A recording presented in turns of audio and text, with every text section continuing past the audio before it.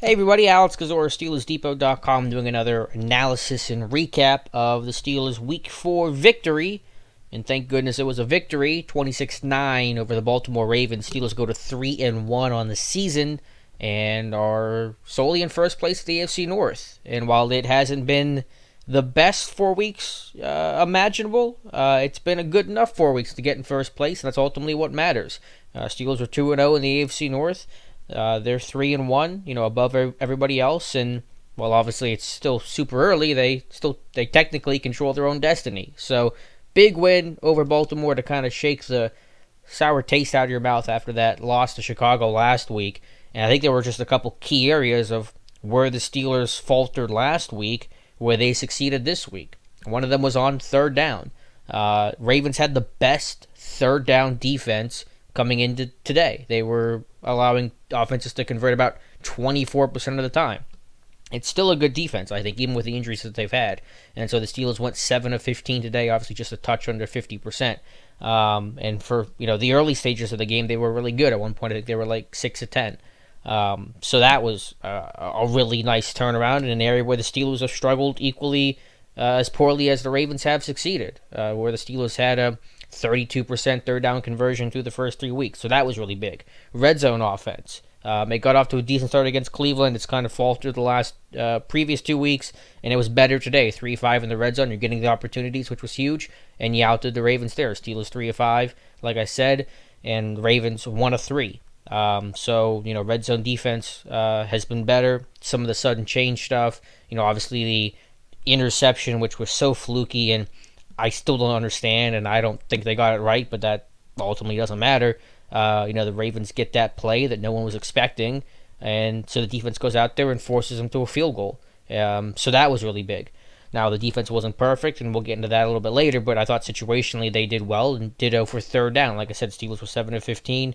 The Ravens, I have the number here, they were 5 of 13. So that's, advantage Pittsburgh. Turnover battle. Advantage Pittsburgh. Baltimore turned the ball over 3 times today. Steelers did it just once, and again, that was that fluky, really shouldn't have happened, AB interception. You can't see me do the air quotes right now, but such a weird call. So that was huge as well. Mike Hilton had a really good game. Ryan Shazier. As Shazier goes, so does this defense. When he's on his game, the Steelers' defense as a whole seems to be on their game. Struggled last week. That's what Shazier did. Steelers' defense struggled last week. Shazier, really good game today. Steelers' defense really on point today. So he can make such an impact. And, just the impact, the splash plays he's going to make, of course, in the backfield. Has an interception today. That was a beautiful play that I'll either have it posted or it's going to be posted real soon on Steelers Depot, breaking down that interception, because it was a really tough play to make. It, really combined his athleticism and his IQ to make that play, but it came at a really critical time. So thank goodness for Ryan Shazier. But his tackling was solid today. He came to balance. He was wrapping up. He missed 4 tackles last week in a day where the Steelers, defense missed 23 or 24, and he led the way in a category you never want to lead. So just the consistency was huge, I thought, for Shazier today. But yeah, those were the areas the Steelers really, dominated in, and key, and time of possession, of course, they did as well. We all know about the run game, getting that, you back on track. I mean, I guess you could say, but it was similar last week, like Tomlin said. They just didn't get to do it as often because of the game situation. But they used that, whatever you want to call 36, 37 counter, 22 double, or just, power and trap blocks, behind the pulling guards of Ramon Foster and David DeCastro. And at times, Josie Nix and some of the tight ends, Jesse and Vance McDonald, they led the charge. So Steelers kind of went to their bread and butter today, especially to close the game out. I think it was, 2015 against the Bengals in the second meeting. They had a similar thing. It was a 4-minute offense where they just ran those trap blocks and those power runs to victory to kind of grind things out. Similar story today. So it was really refreshing and kind of takes a little bit of pressure and some of the conversation, off Bell's shoulders about when's he going to get back on track. He and the rest of the offensive line, in that standpoint, was certainly on track today. Ben wasn't the best. That's kind of been the theme throughout the year, but he's not turning the ball over. Again, the interception was so fluky; it's not even his fault. And he did a better job of spreading the wealth around today. AB got targeted a lot, but he finished 5th in yards behind Bryant and Juju and guys like that. So that was good. He wasn't really forcing the issue, I thought, as much as he has in the past in recent weeks. And some of the guys just made plays to do. It's a two-way street. Ben's got to spread the wealth a little bit, but other guys have to step up and make plays to show that they are worthy of getting the ball more often. Martavis made a couple nice catches over the middle. His burst, ability to separate at the top of his routes, really special for how big he is. Juju making plays. I'll say this about Juju Smith-Schuster. And maybe I'm getting caught up in the moment. I don't know. You guys tell me. But, I think the chemistry he's showing with Ben so early in the season, so early in his career, is basically as good, maybe even better than what Eli Rogers has been able to show in the last 2 years with Ben. While Ben and Eli have got on the same page at times, there always just seem to be a little bit off, and they just never have that consistency you need in the slot position. It was kind of a similar story with Marcus Wheaton, some of the same issues there.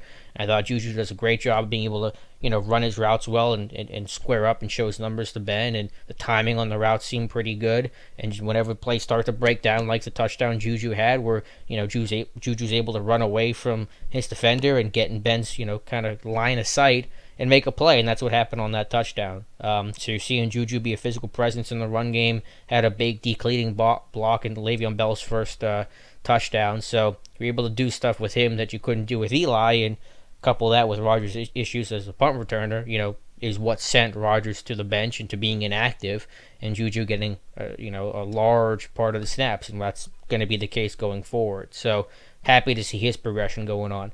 The offensive line, it was a run blocking group. They were pretty good. Pass protection, hit and miss. The Ravens are going to bring heat. Ben's always going to be under pressure. Ultimately, just one sack today, which I have to look at it again, of course, but I think was more on Le'Veon Bell than it was on any offensive lineman.